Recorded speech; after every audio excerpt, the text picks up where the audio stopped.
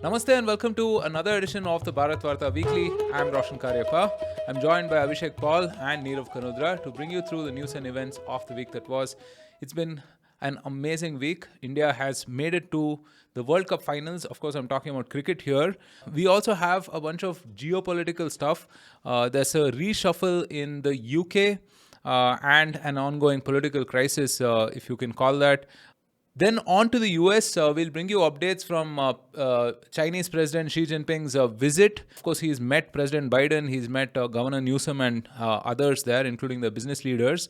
And closer home, RBI has decided to crack down on personal unsecured loans, and that is impacting a bunch of businesses. We'll also bring you a few other news items. The demise of Sahara Group's Mr. Subrata Roy.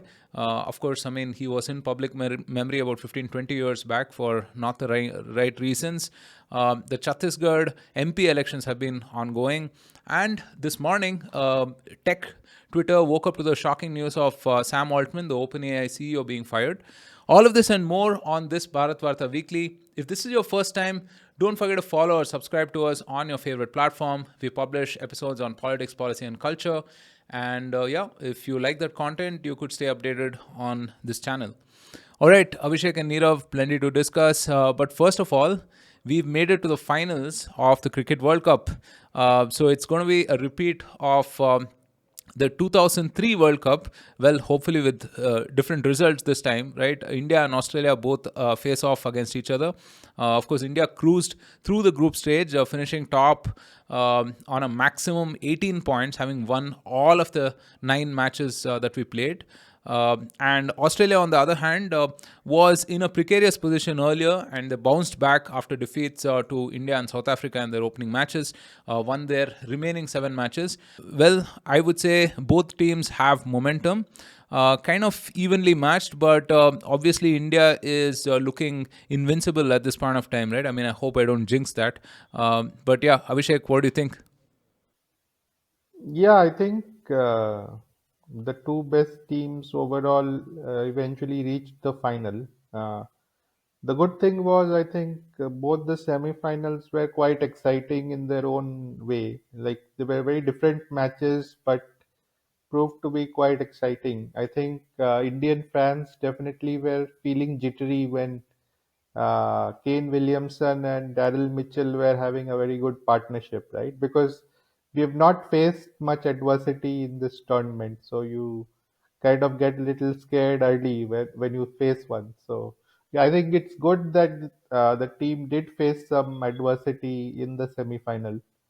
But yeah, I think Australia are a very strong team. I would say rate their batting to be stronger than their bowling simply because they have a lot of hitting power.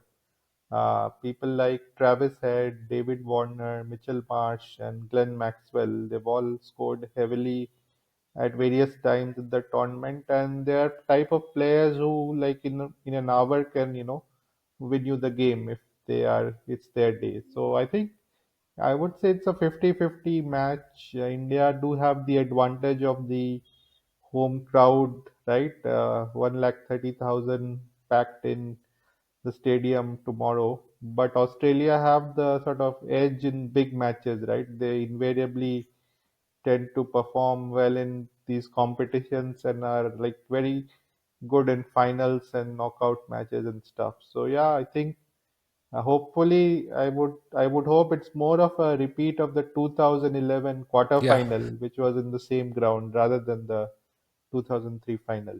Yeah. Let's all hope it's a 2011 repeat and not a 2003 repeat, as I inadvertently kind of said that. I only say that because the same teams are playing, hopefully different results this time. Any of us have nightmares from that still. Right. I saw this very interesting segment by Jared Kimber on YouTube on, how can you beat India? And it's a very sort of a rhetorical question, and he says ultimately that you cannot beat India in this shape and form. because we have the batsmen and the bowlers who are like top class and in form at this point of time, right? And this is something that we saw even in the semi-finals, where arguably, I mean, we're pushed to the ropes. Williamson batting very well. And Kuldeep comes and bowls in those 2 or 3 overs and sort of contains them, and it becomes a Herculean task for them to score, right? Nirav, what is the Achilles' heel, if there is, for India? Okay, so I'll tell you what has happened is India has won all 9 games, and like few of the games have been like very one-sided. The first 10 overs, we've had a great start, apart from the match versus Australia, right? So I think in case the openers don't do well, how does the middle order react? That can be like a question mark. Second is we've got like 5 good bowlers. Uh, Worry is if what if somebody gets injured, because our so hopefully fingers crossed, no one actually gets injured, because Australia, the weak link is their fifth bowler. It is like part timers like Travis Head, Glenn Maxwell, Mitchell Marsh will be covering 10 overs, so that can be a problem for them. So I think the first 10 overs for both sides, I think that is crucial. You see the game versus South Africa. I think rest of the game was all very even. It was the first 10 overs of South Africa's batting, which Australia dominated, and the first 10 overs of Australia batting, where they ran away with the game and were kind of ahead and stayed ahead through and through. And then, despite South Africa pulling it back a bit, it wasn't enough. So I think those are crucial points. There's a lot of distraction. There's an air show, there's a mid-game show, there is something at the end, closing ceremony. They're trying to make it like the Super Bowl in the US. I'm not a big fan of all these distractions. I don't know how the players feel. All I want is India to win the World Cup. I was fortunate enough. I went for the semis in Mumbai in Wankhede Stadium. Lucky we won. Unfortunately, I'm not going to Ahmedabad, but yeah, supporting the team through and through. Indian team also has happened. So what has happened is Australia won the first game was versus India, second South Africa. They've lost the first two. Then they've slowly built up, and then they face South Africa again in the semis, and they're facing India again. So it's like kind of a mirror image.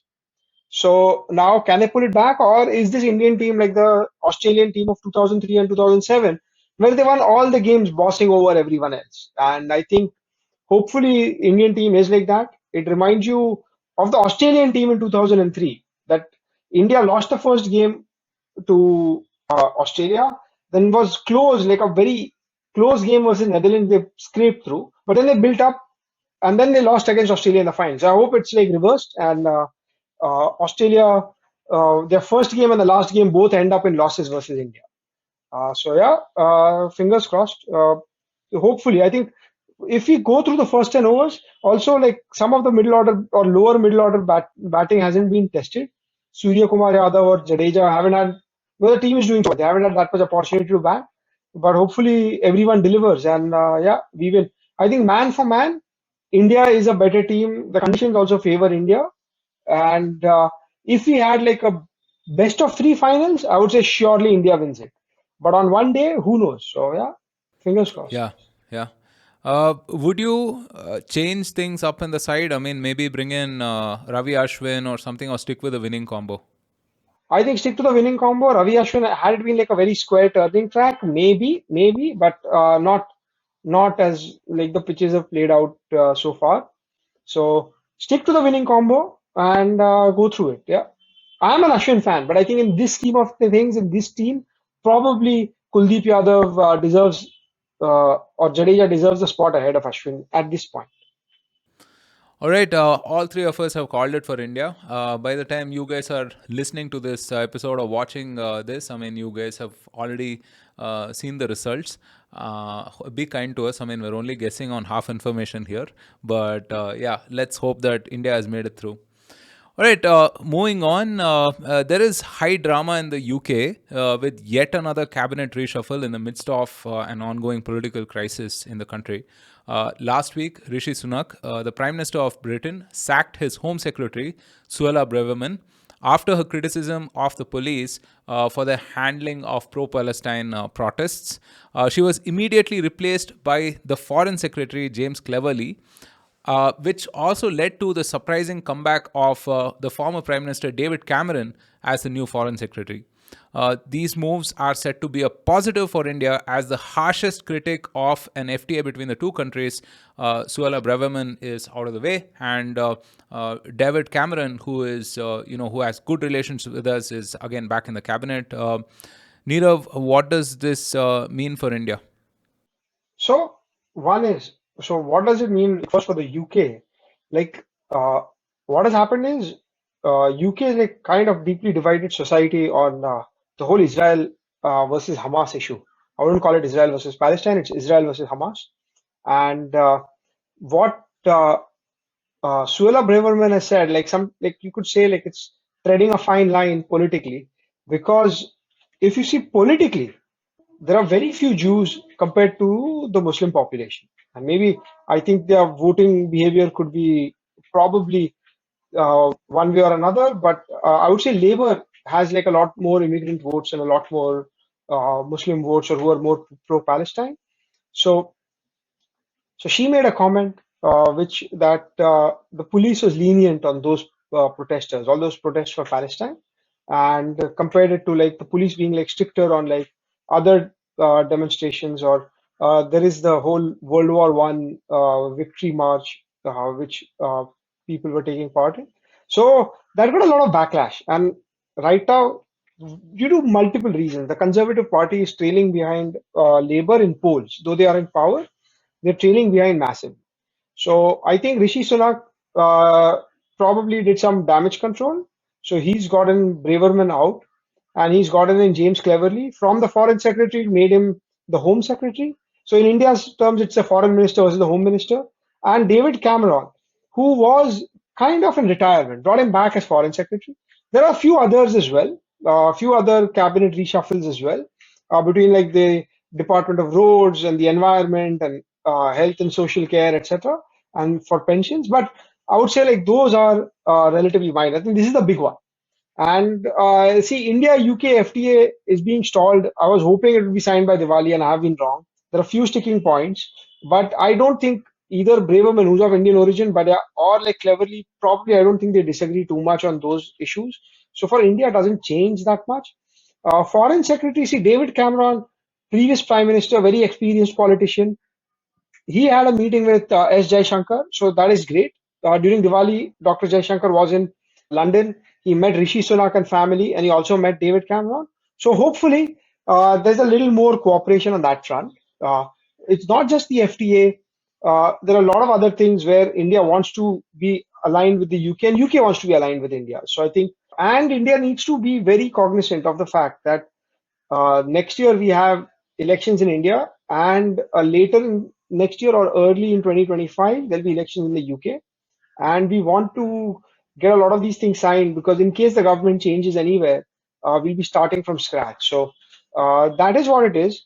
I think the whole sacking of Suella Braverman has not been probably, I would say, like on competence at the job, but it's more of a political consideration. And I think politicians are very well aware, and they are very keen on winning the next election. And it's a fair call by Rishi Sunak and his advisors. Only time will say how it actually plays out electorally, or whether anyways they were going to lose, and whether this makes any change or no. And it's a good comeback for David Cameron. So into public life. So he was a prime minister. He took a referendum on Brexit, which kind of backfired, to silence the other right wing, like UKIP and BNP, British Nationalist Party, and UK Independence Party. But yeah, I think he's come back after time out away from public eye. So that's great. I think, see, you need an experienced team, you need a good team, and hopefully it delivers well for the UK. And for India, hopefully the cooperation is enhanced. I don't think there's a major change either ways, but hopefully it continues a strong cooperation with the UK. It's a pretty interesting situation in UK politics, right? Where even the Conservative Party has to sort of woo the Muslim vote, because I think there is a significant voter base, right? So, and I don't know. I mean, the police. How is it governed, right? I mean, who sort of controls the police? Abhishek, Nirav, if you can, talk about So, this. so the police, like because it's a small country, think of it as one state in India, right? So the police does come under the Home Secretary. And yeah, so But it's they are supposed to be independent. So it's like they are officially under the Home Secretary, but they are supposed to be independent. And the thing is that I think in countries like UK, US, like unions are a big thing, right? And over time, the police has become quite, let's say, left wing in these countries, right? The composition of the police force, the behavior of the unions, and their preferences, policies. But in some ways, I mean, if you just look at the scenes there, you could say simply that they were outnumbered, right? Like, even if they would want to do something, they are in no position to control those mobs or make those arrests on the spot. I would say some of the most interesting tweets have been from the Metropolitan Police, UK Police's accounts. If you see, like, they are giving their pronouncements on what is acceptable speech and not, like some intellectual, right? Like the police is taking those calls, right? So they are, for example, I don't know if it was in the US or UK, right? Because there are all these protests, but one of them said, that there is no law in which, we could have arrested these people, although they are sort of whatever, defacing some monument, etc. And then there are obviously Twitter users giving them section of law and all that, right? To explain to the police, which laws are already there. So quite interesting stuff happening there. All right, let's move on to the US now. In late October, California Governor Gavin Newsom, in a surprising move, met Chinese Premier Xi Jinping in person in China. He was the first US governor in several years to visit China after Governor Brown in 2017. Xi Jinping later attended the Asia Pacific Economic Cooperation Summit in San Francisco earlier this month and also met US President Joe Biden. Despite not achieving a joint statement or formal cooperation declaration, the summit is said to have ended on a positive note. Biden expressed optimism about the real progress made in the talks. This progress, however, is likely to be short lived as President Biden immediately went on to call Xi Jinping a dictator in a public press conference to the dismay of a visibly uncomfortable State Secretary, Mr. Anthony Blinken. Yeah, I mean, did you see that video of Yeah. the State Secretary Blinken, wincing as Xi Jinping? I mean, as President Biden called Xi Jinping a dictator.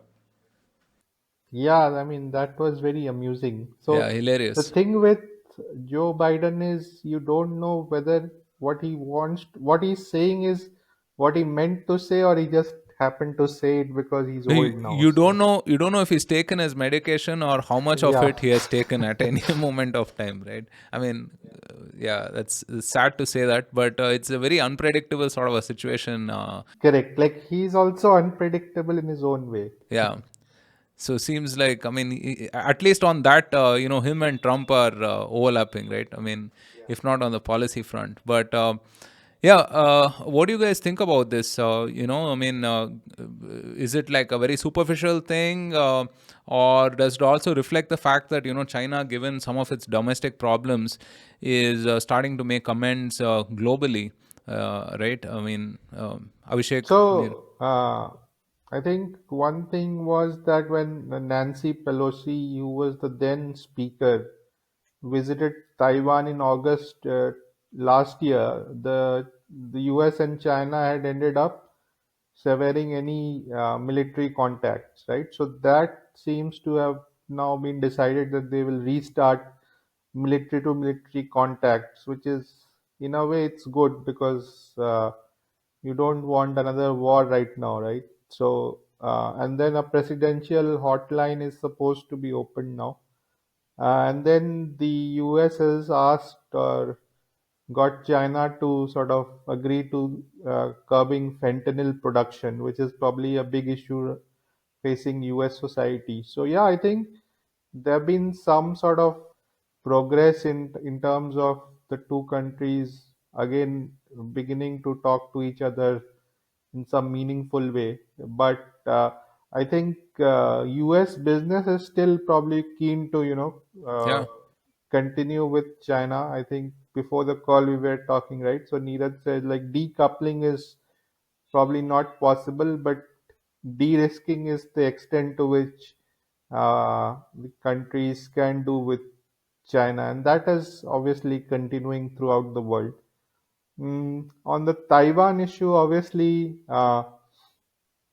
tensions will continue to remain high. I think time and again Chinese statements seem to suggest that it could be any time, right, when they decide to sort of move in formally. And I mean, a lot of analysis around the world seems to suggest that the US is in a pretty bad shape if actually there is a hot war right now with Ukraine, Russia ongoing, the Middle East crisis. So three fronts might be a bit beyond the US's capacity. But one more interesting thing from this visit was how Newsom decided to clean up San Francisco, right? Otherwise, it would have been too embarrassing, right? Given how we have seen all the pictures, and maybe Carrie, you have visited SFO recently, but things are pretty bad there. So, as someone, I think Noah Smith said, it's more like a choice that people have, right? Like if people want, these cities can be cleaned up in a day, right? It's because there's no shortage of money in San Francisco, whatever it may be, right? So, yeah, that was interesting to see. So Balaji Srinivasan had written a very interesting piece. Only Newsom goes to China or something of that sort, right? Where he argued that Newsom is one of the smarter Democrats, and he is allying with China to be able to like consolidate power in some sense, right? So yeah, fantastic piece. I mean, you guys should definitely check that out. Yeah, this whole cleanup of San Francisco was a bit. I mean, I don't want to use the term, but sort of like third worldish, right? I mean that Yeah, they were like able to what clean we up are everything. accused of doing Exactly. for a G20 or whatever. Like US doing the same is tells us like they are probably closer to us than how it appears. Yeah. Yeah, and the fentanyl production as well. I mean, we've seen that it's a major crisis in the US with I think it's the leading cause of deaths among youth in the US at this point of time, fentanyl overdose, right? And so what China has agreed to is stopping the export of precursors to fentanyl. So there's some 50 or 60 products that go into fentanyl, which is being exported to Mexico and the US, right? So they've decided to stop that.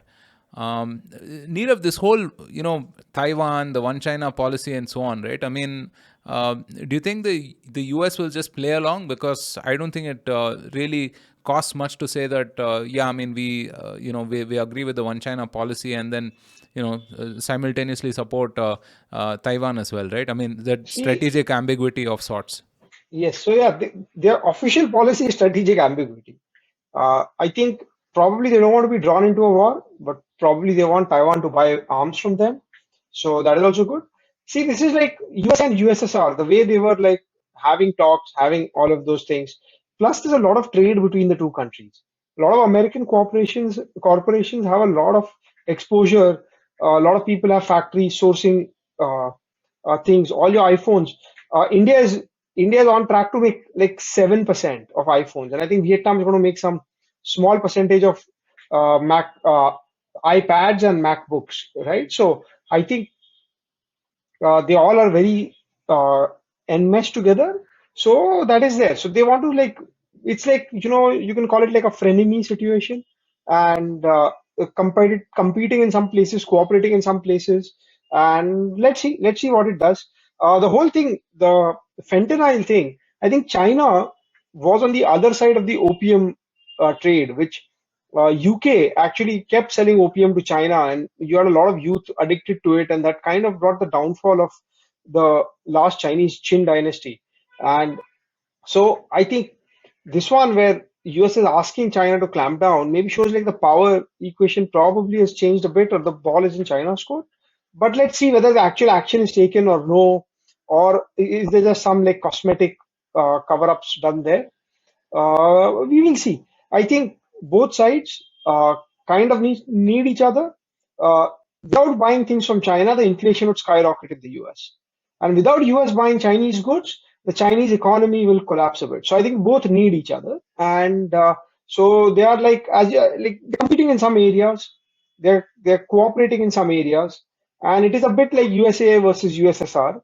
Uh, so yeah, let's see how it plays out. I think this will take again like a few decades to see the effects of like this specific meeting and like future meetings going ahead. Also, that China had gifted some pandas which they're taken back from the zoos. Now they're going to gift another set of pandas. So the panda diplomacy is there. So yeah, let's see.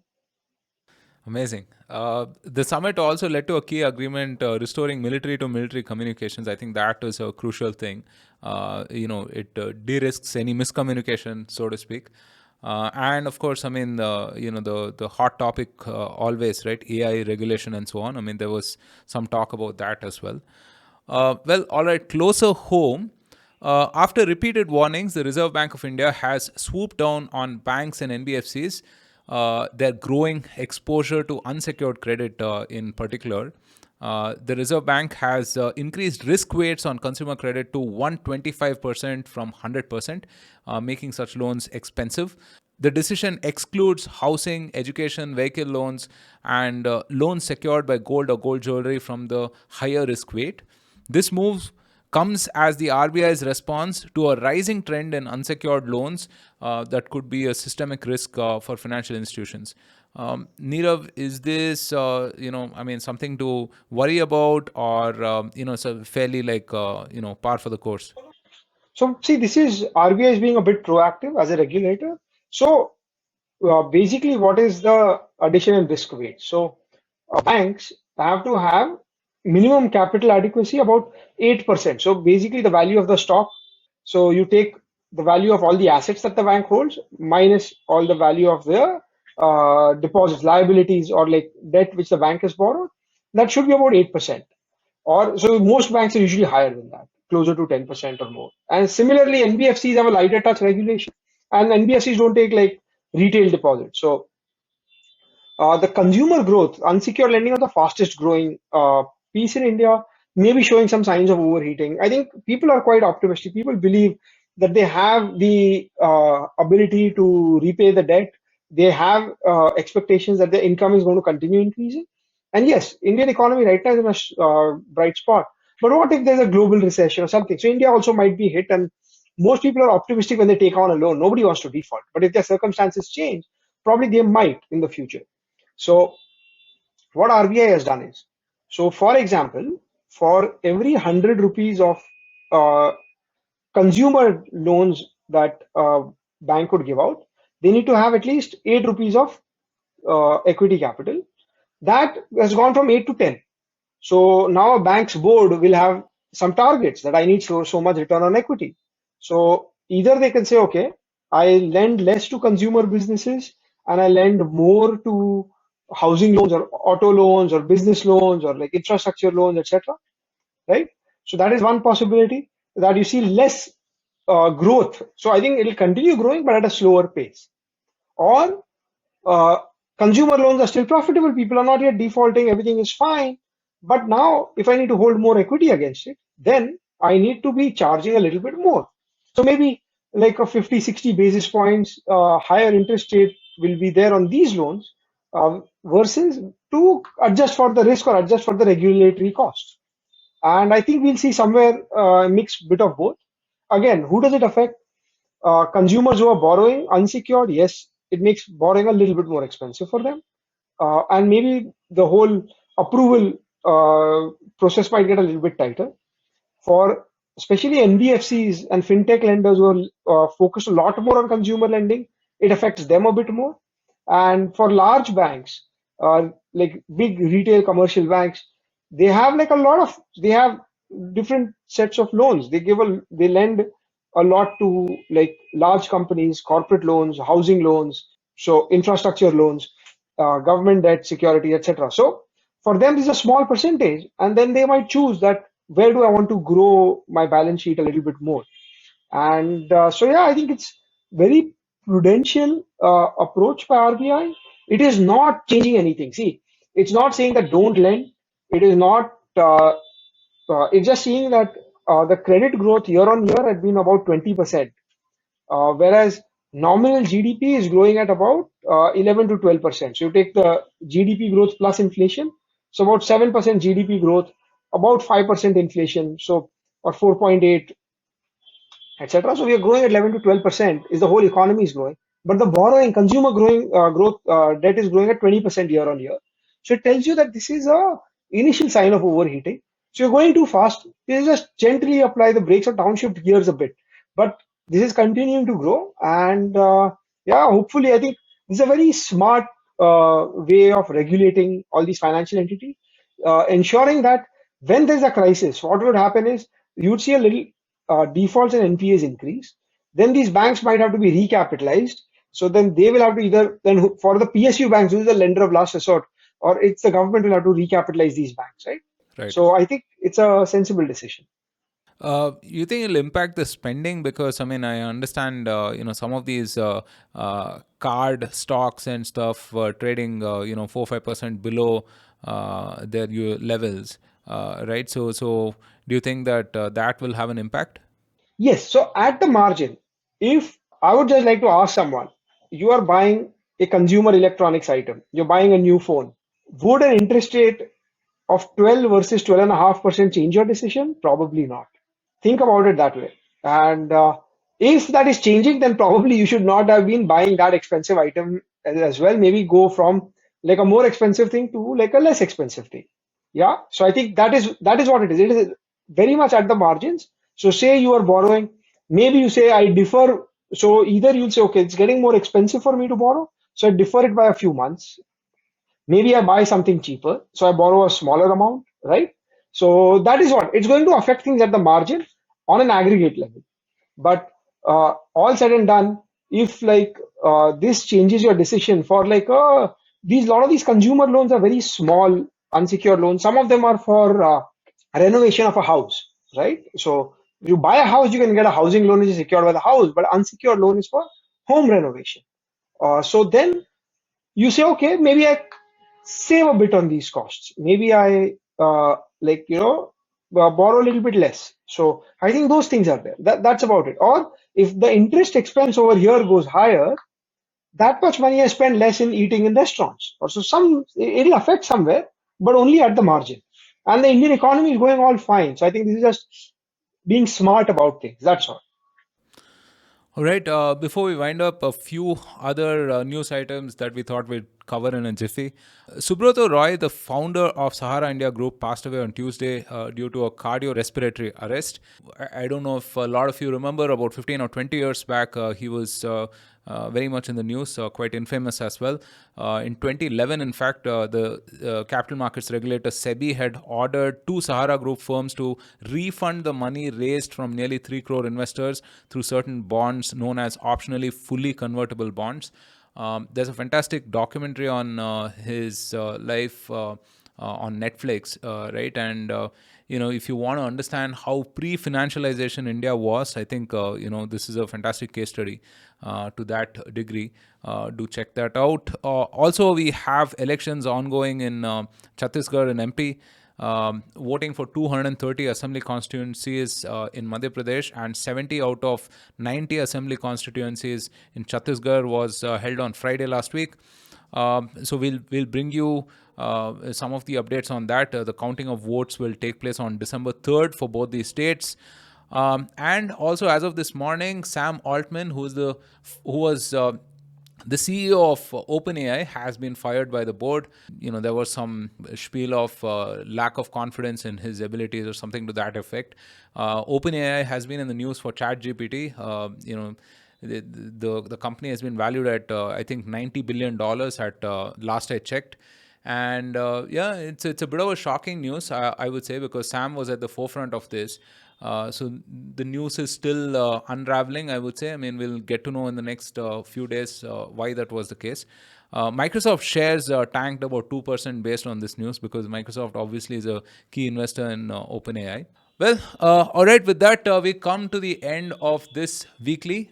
If you made it this far, don't forget to rate and review this episode and the channel. It really helps us take this content to a wider base of people. And from Abhishek, Nirav, and myself, thank you for joining us. We'll see you next week. Do stay safe, take care, and Jai Hind.